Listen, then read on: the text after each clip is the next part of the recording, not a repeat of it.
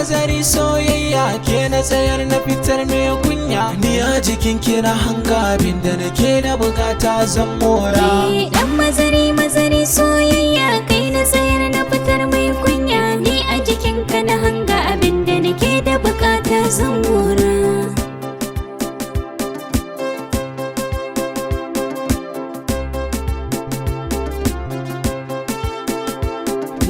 Dan rike nan taɓa nan na faɗa maka daɗin da ke rai zana gwada maka da ni da kai mu shige lambun soyayya mu ji daɗin mu. Dan rike nan taɓa nan na faɗa miki daɗin da ke rai zana gwada miki da ni da ke mu shige lambun soyayya mu ji daɗin mu.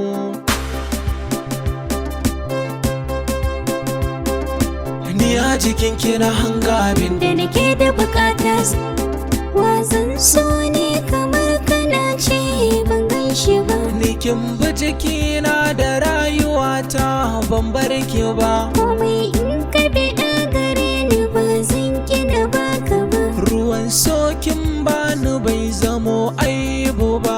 A dandali kalla ni ke nake shela. Ka zo ka sa hula. Dan tama masu isi ne. Dan rike nan ka ji da shauƙi ne a. Dan mazari soyayya kai na tsayar na fitar mai kunya. Ba ni na baki tun da ke ce zabina. Garin so zan kai ka can ka ɗauke da kun ƙauna. In ba ke a duniya da wace zan kwana.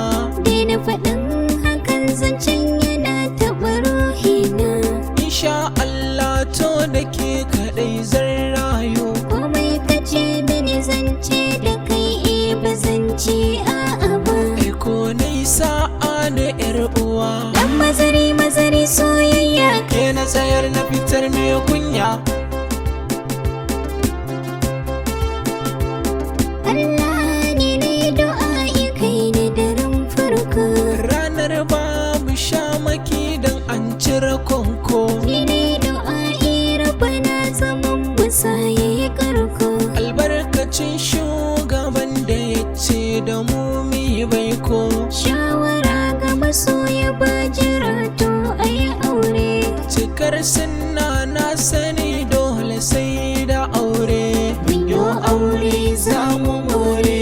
Dan mazari soyayya kai na tsayar na fitar mai kunya. Ni a jikin kina hanga abin da nake da bukata zan mora.